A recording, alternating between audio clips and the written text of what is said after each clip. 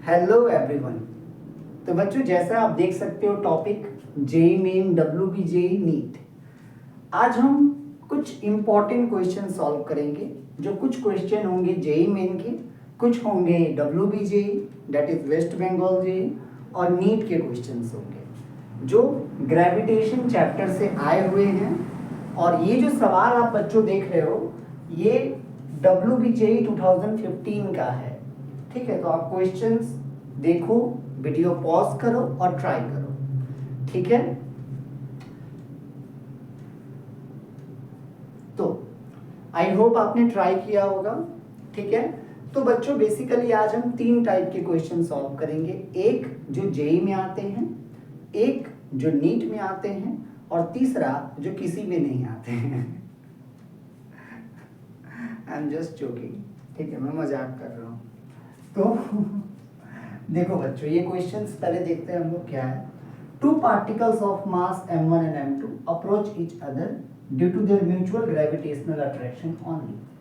मतलब दो पार्टिकल है जिनका मास है m1 और m2। जैसे मान लो ये दोनों पार्टिकल है m1 एंड m2, ये दोनों एक दूसरे की तरफ आ रहे हैं due to their mutual attractions, gravitational attractions only. Then which of the following option is correct? पहला ऑप्शन है बच्चों a1 is equal to a2, मतलब दोनों का क्या एक्सेलरेशन सेम होगा। दूसरा ऑप्शन है बच्चों a1 is directly proportional to m1, मतलब पहला बॉडी सपोज अगर ये है, दूसरा ये है, तो इसका जो एक्सेलरेशन है क्या इसके मास के डायरेक्टली प्रोपोर्शनल होगा। तीसरा जो ऑप्शन है बच्चों वो है a1 is directly proportional to m2, that is इसका एक्सेलरेशन इसके मास के डायरेक्टली प्रोपोर्शनल है। और चौथा जो ऑप्शन है बच्चों वो है acceleration of the first particle is inversely proportional to its mass, that is a1 is inversely proportional to m1। तो आई होप आपने ट्राई किया होगा। चलो ये क्वेश्चन को सॉल्व करते हैं। तो बच्चों मैं क्वेश्चन मिटा दे रहा हूँ, आप वीडियो पॉज करके ये कर लेना। ठीक है,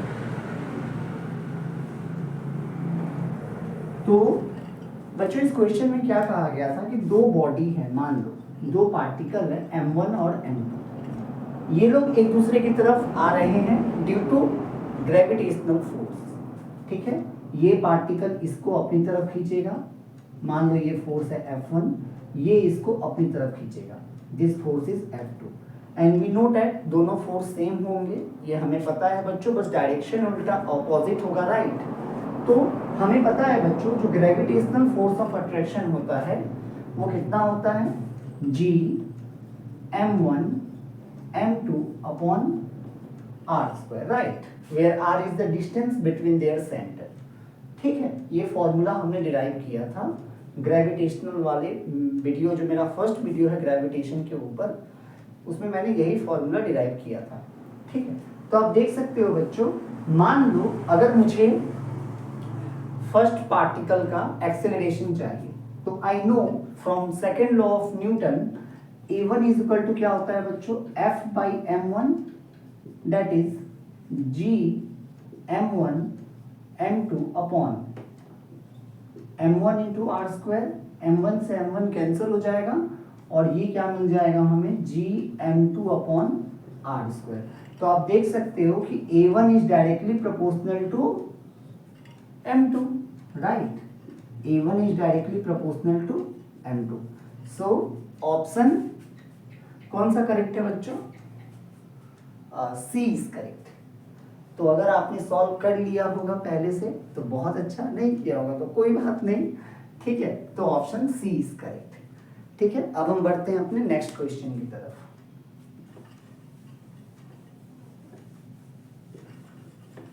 तो बच्चों अगला सवाल जो है वो नीट में आया था। ठीक है, 2017 में, 2017 का ये नीट का क्वेश्चन है बच्चों, ये जो मैं अभी लिखने जा रहा हूं। हाँ, ये क्वेश्चन है बच्चों, imagine earth to be a solid sphere of mass m। मान लिया कि अर्थ, ठीक है, एक सॉलिड स्फीयर है बच्चों जिसका मास है कैपिटल M। ठीक है, imagine earth to be a solid sphere of mass m and radius r. Earth का बच्चों रेडियस गिवन है, दैट इज कैपिटल आर, ठीक है। If the value of acceleration due to gravity at a depth d, अगर हम d depth पर, मान लो बच्चों ये d डेप्थ पे के नीचे जो एक्सेलरेशन ड्यू टू ग्रेविटी का जो वैल्यू है at depth d below earth surface is same as its value at a height h. तो एक h हाइट पे जो एक्सेलरेशन ड्यू टू ग्रेविटी का वैल्यू है वही वैल्यू d डेप्थ पे है। जैसे मान लो वो पॉइंट है ये p and this point is q। ये जो q पॉइंट है बच्चों ये d डेप्थ पे है और p पॉइंट जो है वो h हाइट पे है, ठीक है।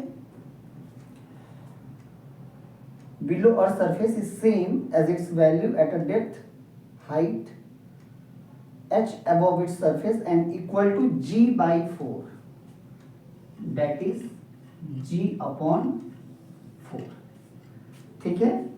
तो बोला गया है what will be the relation between h and d, मतलब h by d का वैल्यू क्या होगा, h by d का वैल्यू क्या होगा, ये हमसे पूछा गया है बच्चों।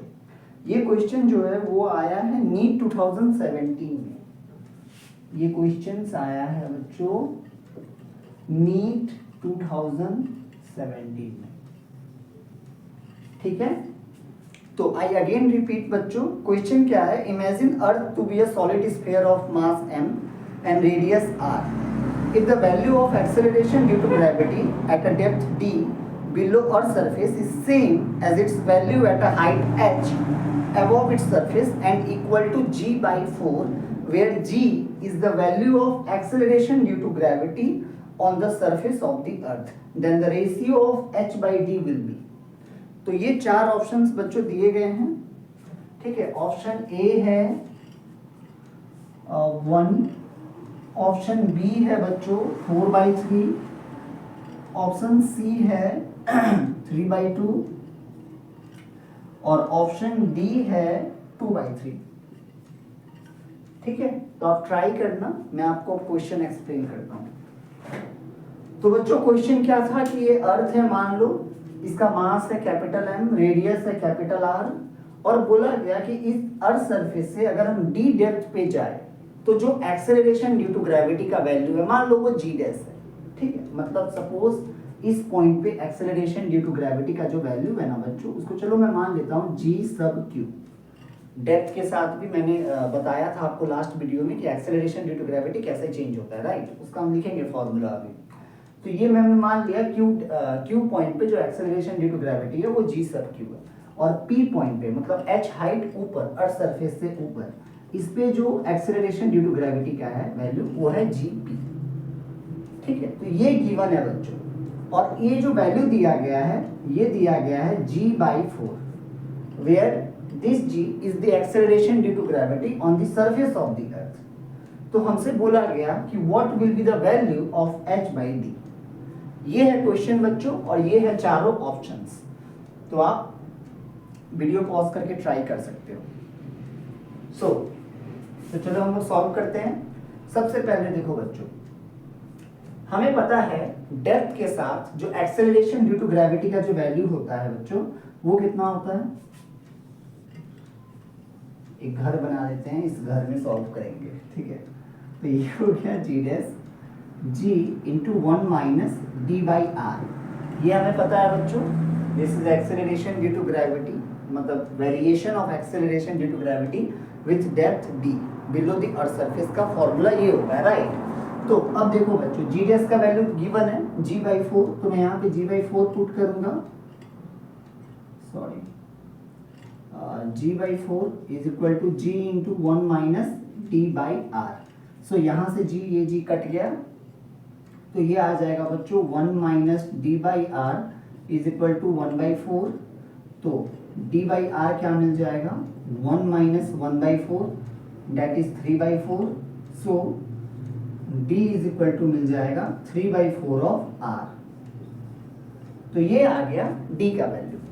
अब हम कैलकुलेट करेंगे h का value in terms of capital R और h बाई डी कर देंगे, बस हो गया सॉल्व।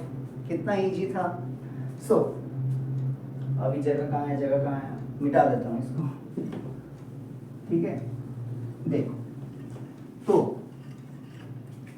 अब हम जानते हैं बच्चों, जो हाइट के साथ भी एक्सेलरेशन ड्यू टू ग्रेविटी का वैल्यू चेंज होता है, मतलब डिक्रीज होता है। कैसे?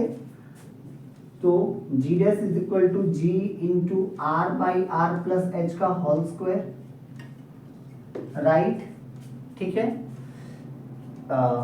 वेरिएशन ऑफ g मतलब acceleration due to gravity with altitude height, ठीक है। इसका मैं लिंक जो है वो डिस्क्रिप्शन में डाल दूंगा, और कैसे डेप्थ के साथ कैसे चेंज होता है उसका भी लिंक आपको डिस्क्रिप्शन में मिल जाएगा, आप चाहो तो जाके देख सकते हो।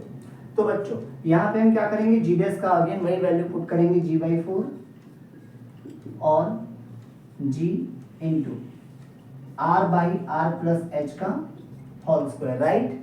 यहाँ से जी ये कैंसिल हो गया, r by r plus h का होल स्क्वायर,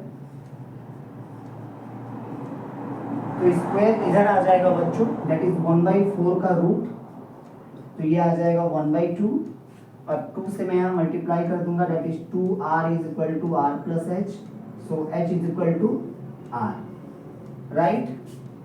तो ये हो गया h is equal to r, हमारे पास एक एक्सप्रेशन फॉर h और ये एक्सप्रेशन फॉर d। अब हम क्या करेंगे, h बाई डी कर देंगे, बस हो गया, यही सवाल पूछा था। सो h बाई डी कितना हो जाएगा बच्चों, r by h by D पूछा था ना, हाँ h बाई डी, ठीक है।